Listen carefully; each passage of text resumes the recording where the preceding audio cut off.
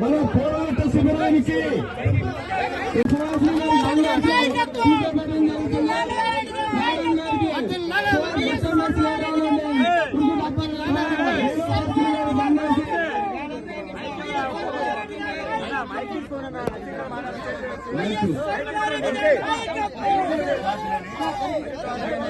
కూడా కర్నూలులో మనందరూ కలవడం జరిగింది.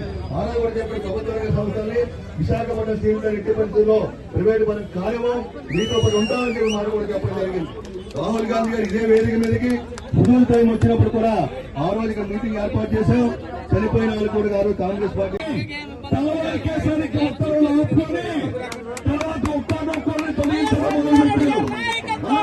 ఇప్పుడు 4,000 కార్మికులు తొలగించారు.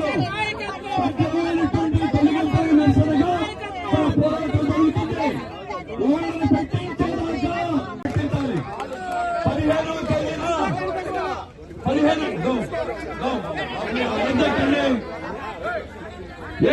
15వ తేదీన ఆర్సీఎల్ ఆఫీస్ దగ్గర జరిగిన మీటింగ్ లో లేదు స్టాటస్ గా మెయింటైన్ చేస్తాం. ఒక్కరిని కూడా తొలగించాం.